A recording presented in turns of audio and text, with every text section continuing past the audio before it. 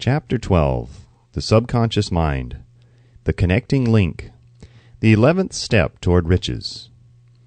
The subconscious mind consists of a field of consciousness in which every impulse of thought that reaches the objective mind through any of the five senses is classified and recorded, and from which thoughts may be recalled or withdrawn as letters may be taken from a filing cabinet. It receives and files sense impressions or thoughts regardless of their nature.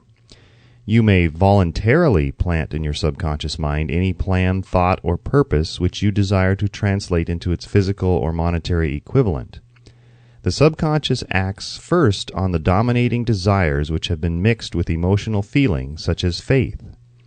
Consider this in connection with the instructions given in the chapter on desire, for taking the 6 steps there outlined and instructions given in the chapter on the building and execution of plans, and you will understand the importance of the thought conveyed.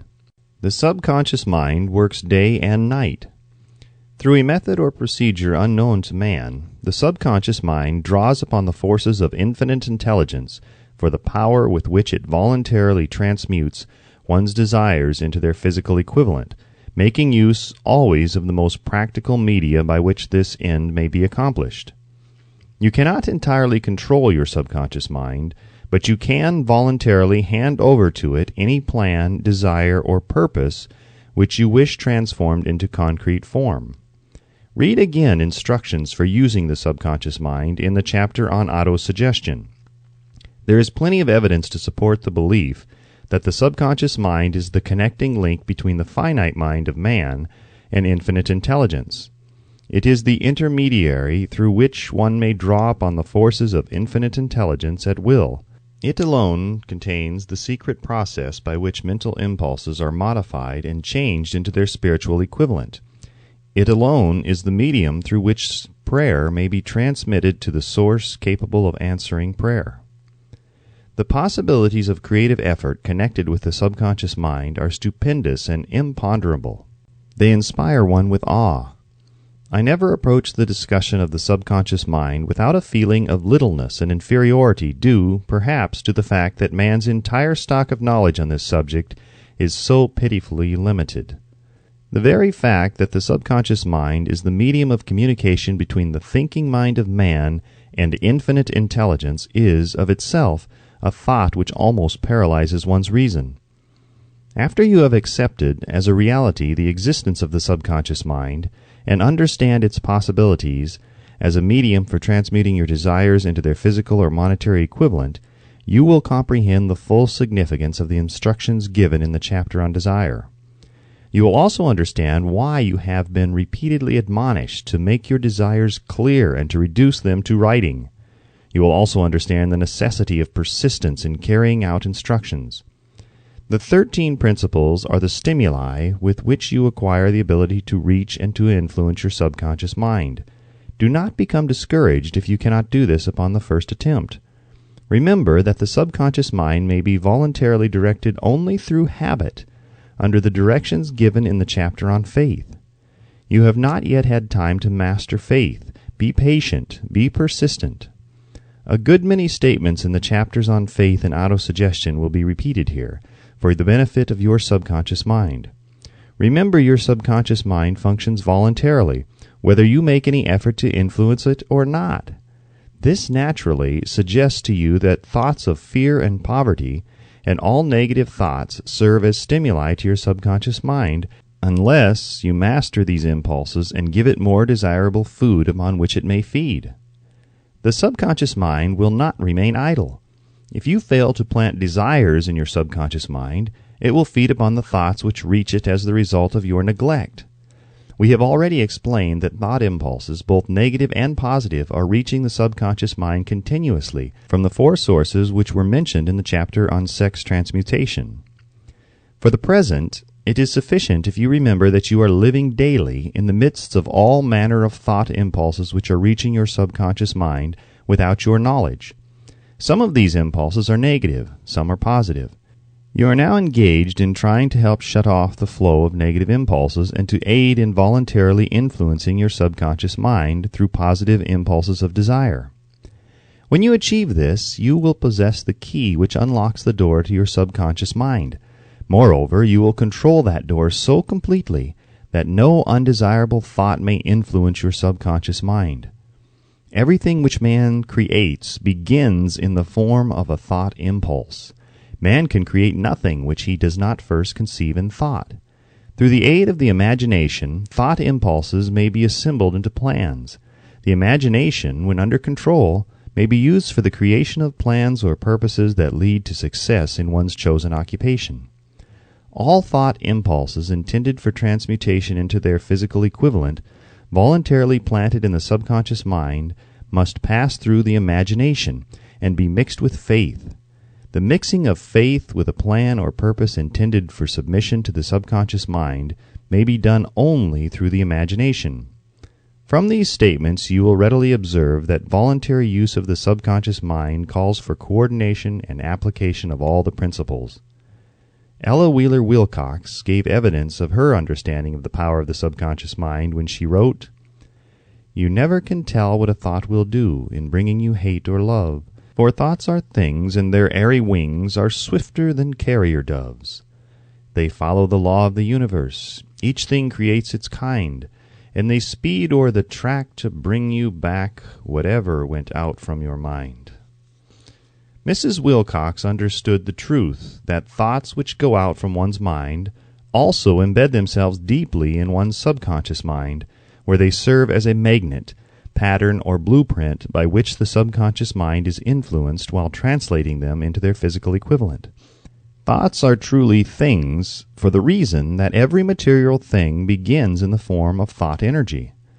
The subconscious mind is more susceptible to influence by impulses of thought mixed with feeling or emotion than by those originating solely in the reasoning portion of the mind. In fact, there is much evidence to support the theory that only emotionalized thoughts have any action influence upon the subconscious mind. It is a well-known fact that emotion or feeling rules the majority of people. If it is true that the subconscious mind responds more quickly to and is influenced more readily by thought impulses which are mixed with emotion, it is essential to become familiar with the more important of the emotions. There are 7 major positive emotions and 7 major negative emotions. The negatives voluntarily inject themselves into the thought impulses which ensure passage into the subconscious mind. The positives must be injected through the principle of autosuggestion into the thought impulses which an individual wishes to pass on to his subconscious mind. Instructions have been given in the chapter on autosuggestion. These emotions or feeling impulses may be likened to yeast in a loaf of bread, because they constitute the action element, which transforms thought impulses from the passive to the active state. Thus may one understand why thought impulses, which may have been well mixed with emotion, are acted upon more readily than thought impulses originating in cold reason. You are preparing yourself to influence and control the inner audience of your subconscious mind, in order to hand over to it the desire for money, which you wish transmuted into its monetary equivalent. It is essential, therefore, that you understand the method of approach to this inner audience. You must speak its language, or it will not heed your call. It understands best the language of emotion or feeling. Let us therefore describe here the 7 major positive emotions and the 7 major negative emotions, so that you may draw upon the positives and avoid the negatives when giving instructions to your subconscious mind. The 7 major positive emotions: the emotion of desire, the emotion of faith, the emotion of love, the emotion of sex, the emotion of enthusiasm, the emotion of romance, the emotion of hope. There are other positive emotions, but these are the 7 most powerful and the ones most commonly used in creative effort. Master these 7 emotions. They can be mastered only by use, and the other positive emotions will be at your command when you need them.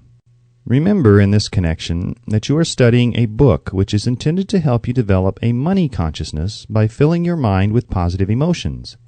One does not become money conscious by filling one's mind with negative emotions. The 7 major negative emotions to be avoided: the emotion of fear, the emotion of jealousy, the emotion of hatred, the emotion of revenge, the emotion of greed, the emotion of superstition, the emotion of anger. Positive and negative emotions cannot occupy the mind at the same time. One or the other must dominate. It is your responsibility to make sure that positive emotions constitute the dominating influence on your mind. Here the law of habit will come to your aid, from the habit of applying and using the positive emotions. Eventually they will dominate your mind so completely that the negatives cannot enter it. Only by following these instructions literally and continuously can you gain control over your subconscious mind. The presence of a single negative in your conscious mind is sufficient to destroy all chances of constructive aid from your subconscious mind. If you are an observing person, you must have noticed that most people resort to prayer only after everything else has failed, or else they pray by a ritual of meaningless words.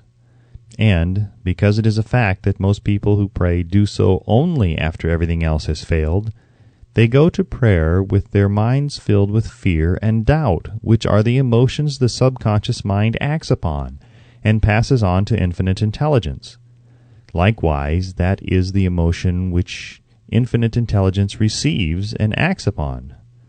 If you pray for a thing but have fear as you pray that you may not receive it, or that your prayer will not be acted upon by infinite intelligence, your prayer will have been in vain.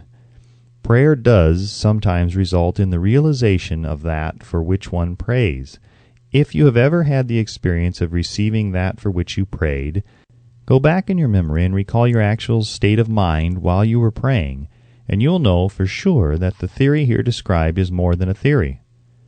The time will come when the schools and educational institutions of the country will teach the science of prayer. Moreover, then, prayer may be and will be reduced to a science. When that time comes, it will come as soon as mankind is ready for it and demands it. No one will approach the universal mind in a state of fear, for the very good reason that there will be no such emotion as fear. Ignorance, superstition, and false teaching will have disappeared, and man will have attained his true status as a child of infinite intelligence. A few have already attained this blessing.